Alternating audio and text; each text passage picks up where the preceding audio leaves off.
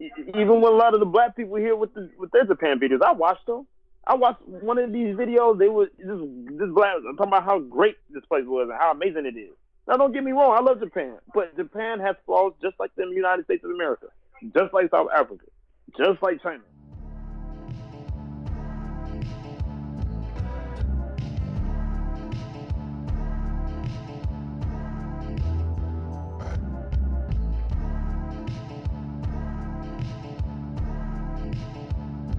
Hey, what's up, everybody? My name is Gray, and this is another episode of the Gray AF podcast. And if you're listening to the Gray AF podcast for the first time, this is a show where I interview people with skin in the game. By skin in the game, I mean people who are actually out in the world doing it. So we get to hear it from the horse's mouth, right? There are others who just talk about it, but there are others who walk the talk. So I like to learn from those who are actually walking the talk. So I recommend that you subscribe to the Gray AF podcast for future episodes, and for you to actually have the luxury of going back to my previous episodes and listen to them. I interview all sorts of different people from different disciplines. The idea is just to learn as much as possible and be kind of a full human being with 360 degrees knowledge. So I talk about business, technology, lifestyle design, and self-development and life in general. So today I have a very interesting and quite different guest. This is Ashley Wallace. Ashley right now has a trending video on YouTube about his life in Japan. So he made a video. He collaborated with the Black Experience, which is a YouTube channel that talk about the life of people, of black people in Japan. So the guy Ranzo, who owns the channel, kind of created with him, and it has been up for the last 3 days, and it already have over 300,000 views. So he has been living in Japan for over 10 years, and he has experienced a lot. And Japan is one of those places that most people just they don't know a lot about, including myself. Even though I'm super curious about it, and I was just like, as a person of color, it is really a different experience, I suppose, for you to live in Japan. So if you guys remember, I did a podcast with Brian Fletcher. That was kind of like my second podcast episode. Episode number 2. I did a podcast with Red Bear. He is this crazy guy who cycled from Johannesburg to Cape Town. This is like, I think, over 1,000 kilometers. He ride a bicycle and came through this side, and he was teaching in Japan, and he shared a lot of crazy stories about Japan. So to me, this was an opportunity to actually catch up on that and get to hear from Ashley about what really is the situation there. So I recommend that you listen to the episode number 2 with Brian Fletcher as well. It was the early days of the podcast as well, so the vibe was a little bit crazy back then. So once I watched that video, I was like, wow, this is incredible. Let me speak to the brother. So I managed to get in touch with Ashley, and we did the podcast. I had to ask him all the questions that I had and other questions that other people had as well, including some other questions about fitness, which I think is really interesting because he is really into that. So I hope you guys enjoy it. If you have any questions, you can definitely reach out. You can definitely reach out directly to Ashley himself. On Instagram, he is the Black Sunflower Samurai 1914. And as for me, look, just make sure you hashtag the Gray AF podcast, or you can also at me. You can also tag me in the post on Instagram. I am GreyBTC, GreyBTC. So I hope you enjoy it, and make sure you check out some other episodes on different topics as well. Stay awesome. First of all, let's just introduce you to the audience. How do you, when you meet people, say in the United States, not in Japan first? How do you introduce yourself? And in Japan too, how do you introduce yourself? Hello, my name is Ashley Wallace. I'm from Chicago, Illinois. My uh, educational background is a bachelor's in business administration in Japanese. Do you usually get something else after you say that? So, say when you say in the United States, maybe not, but I suppose when you're in Japan and you speak in Japanese, then people are like, hey. Of course, when I approach most Japanese people, I use Japanese since I know Japanese. Um, but usually in Tokyo, Tokyo is starting to get a little bit better with English speaking. So sometimes like I'll maybe approach somebody in Japanese and they'll respond to me in English, and then I'll just turn Japanese off and begin to speak English because obviously they want to speak English. What was your background like before Japan? Like in the States, what kind of a kid were you, and what struck your interest into Japanese language, and then to ever even thought that you can go and live in Japan? As a child growing up, I think every individual's first exposure to Japan is, of course, like the media, the video games, the animation. Every afternoon after a day in middle school, I come home and watch Dragon Ball Z. That was my thing. Me and my friends, you sit down and you wait for Dragon Ball Z, you watch it. Right. And you still continued with studying business there? At the point when you needed opportunities, wasn't that a little bit of a problem to you? Or it was quite the opposite? I went to the University of Nebraska and started to actually study classroom Japanese under all my Japanese instructors were Japanese. I had quite a few Japanese friends at my university because we had a good relationship with Japan, so they would come there to study abroad or actually come there to get their education and graduate. And I studied abroad in 2007. I briefly explained in my interview that I came here in 2007 as a 20-year-old college student. Actually, I was first on the Yokosuka military base, which is technically, if anybody out there knows or if you know how the American military bases work, is technically still the United States of America. So I basically came from America to come back to America again for 8 hours out of my day, and then once I left the base, I was back in Japan. And I actually got the job through a smaller part-time English conversation school I was working with, because I would go to this company once a week to teach them English. And I kind of sensed that they had seemed interested in me because they knew I could speak Japanese well.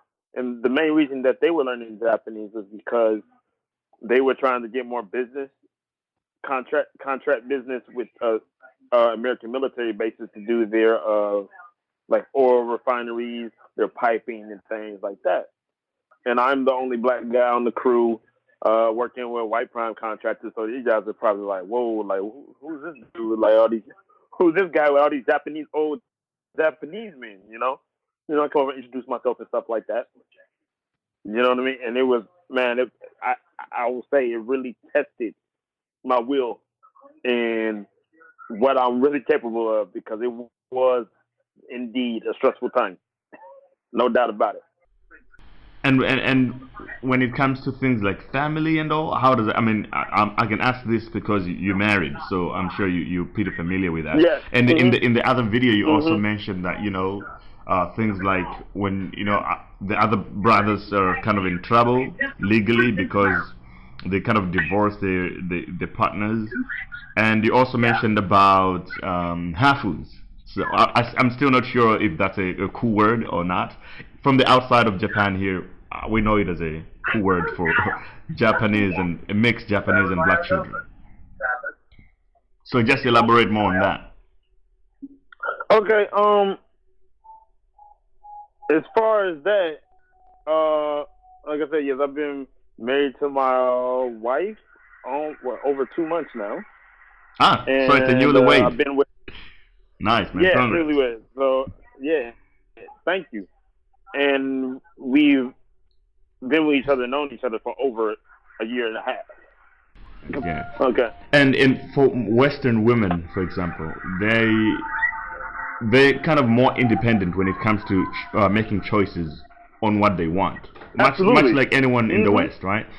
Whereas in Asia, it seems like family is very important. It's like people value what the family thinks about them or the choices they make, even when it comes to who they date or they end up being with. So I wonder what that conversation went for you, or usually goes for other people, other brothers there. So Western women are more individualistic. They're more they kind of make their own choices about who they can go out with. They can disregard family a little bit when it comes to choices like those. In Asia, it seems like people value family a lot, about what their family thinks about them, what kind of choices they make. So, especially factoring the idea that the previous generation is a little more racist still, because they're just not familiar with the world as much. I wonder what that conversation goes when you want to marry, say, a Japanese woman, or you're just dating. Good point. Yeah. Good point. And just to piggyback off of that, it's not even just the family; it's what their society thinks of it, man. Right. It goes down to the friend level. Okay, it's that bad.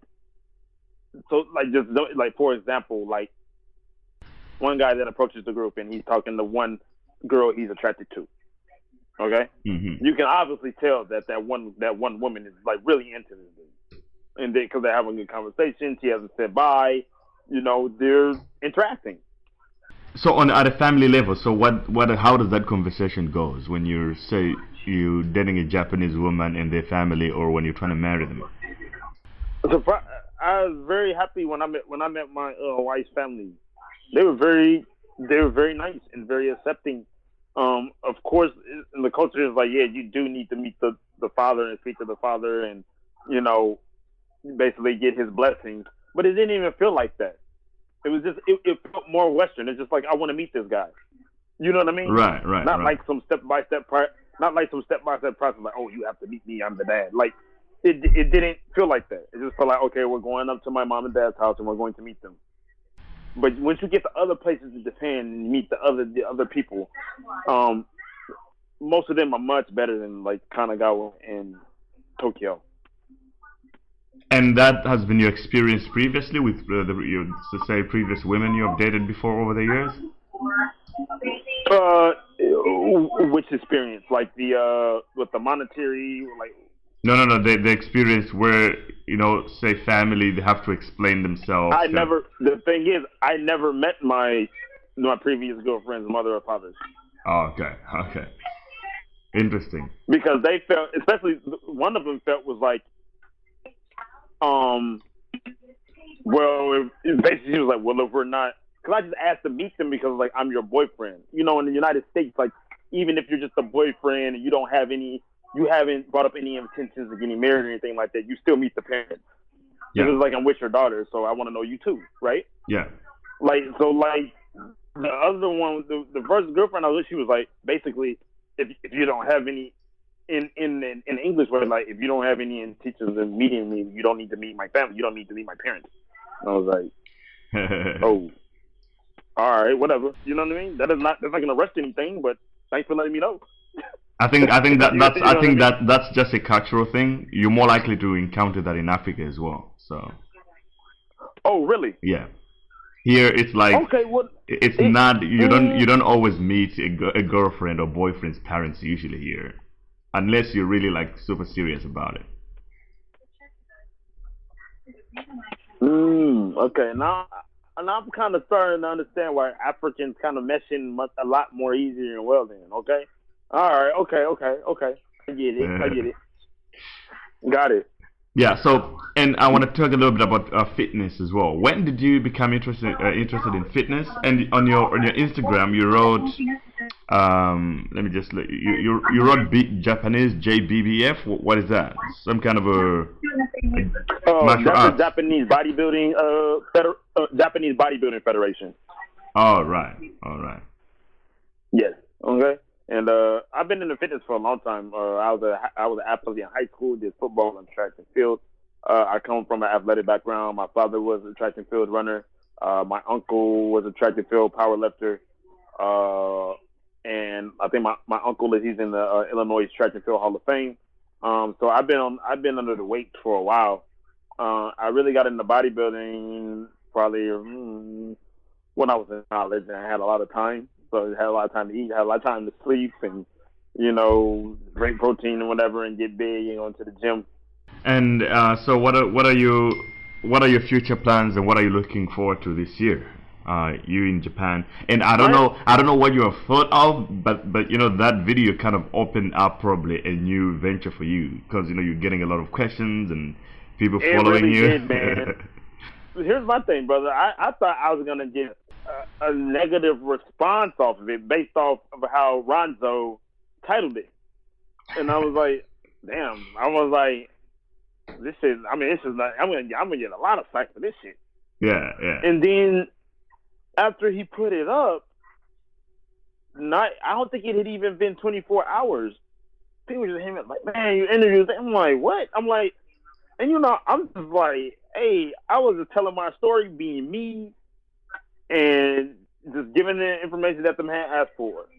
And I guess, as I know as well, people don't do that too much with this social media, like on YouTube and stuff. Like, it's all fabricated and flowery. Like, even with a lot of the black people here with their Japan videos, I watched them.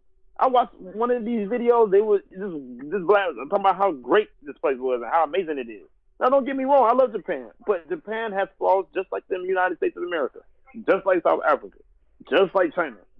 From here, actually, I'm gonna try and probably start my own channel with another brother that is like me.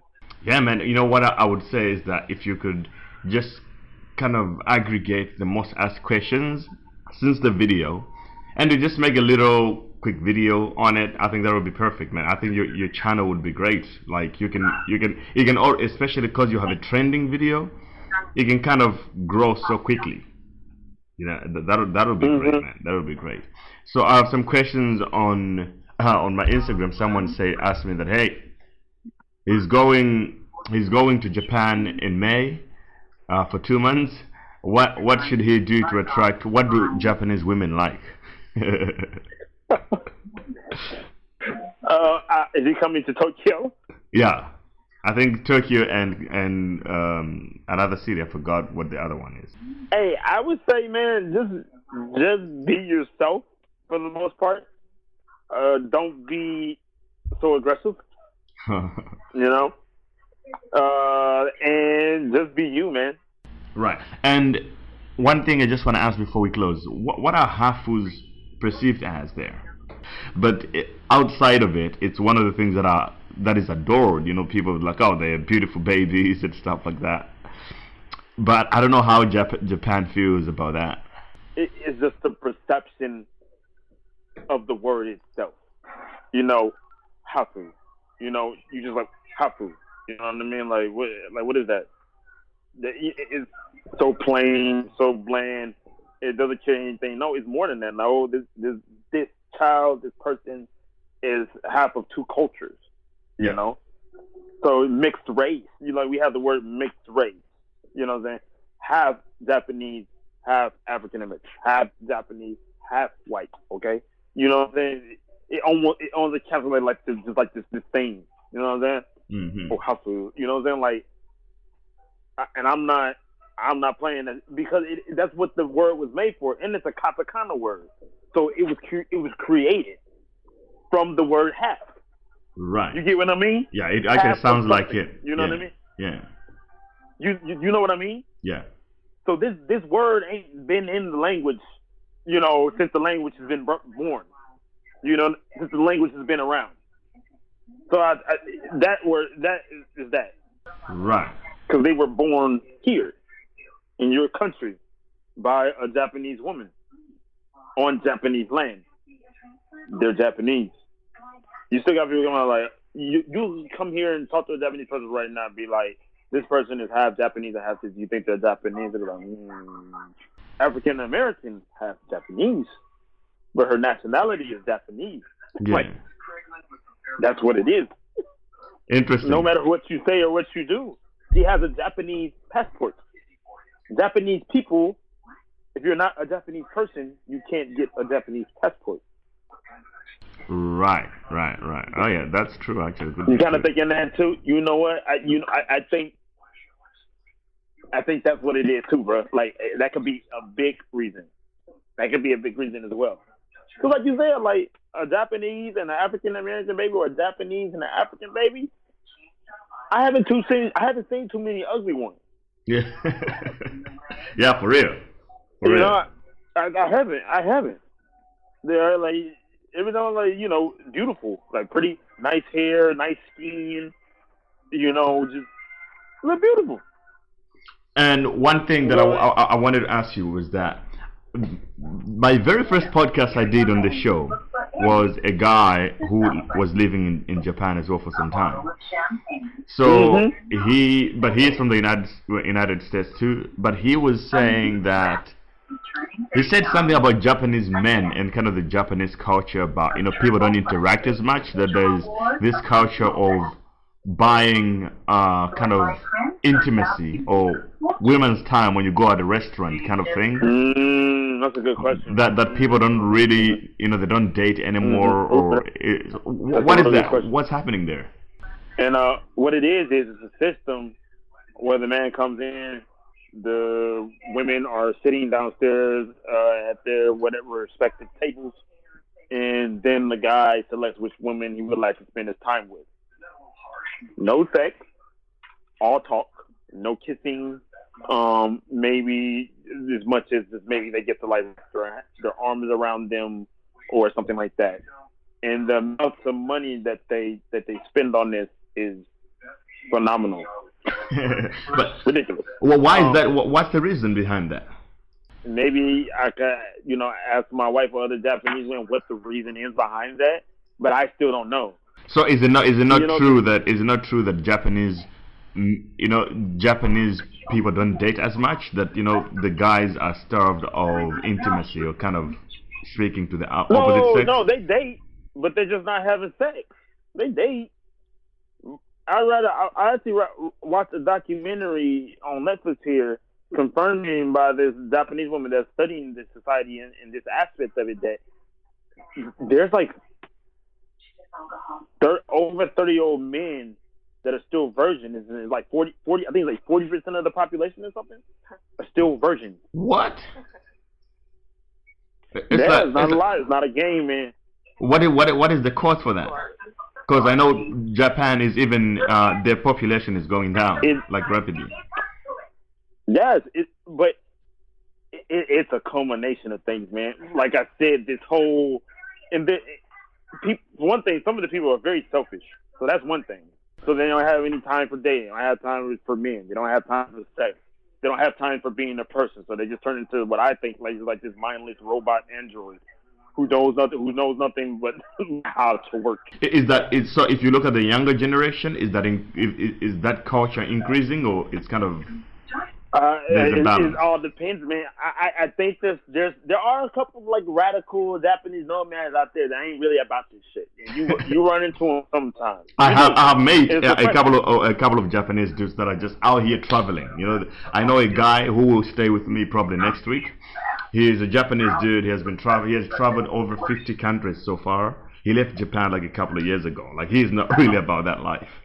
100.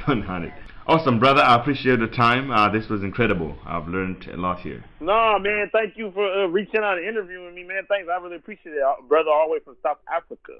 All right, man. Have a nice day further. Yeah, I really appreciate it. Great. Thanks for the interview, man. Thank you for your time. Cheers, bro. All right. Cheers, brother.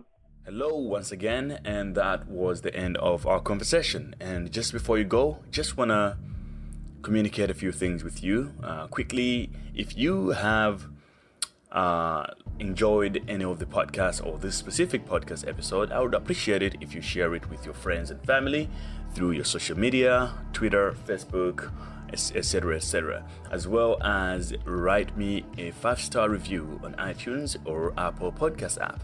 That would be fantastic. It helps me flourish and sustain this podcast as well. We also on other platforms like SoundCloud, Stitcher Radio, and all other major podcast platforms. So whichever way you're listening to it, I would appreciate it if you leave me a review. You can also subscribe to the Grey Podcast through my website, greyjabesi.com, greyjabesi.com. There you also find some of the blogs that I'm writing sometimes, and you get notified as soon as the new episode has been published. Until next time, enjoy and be productive.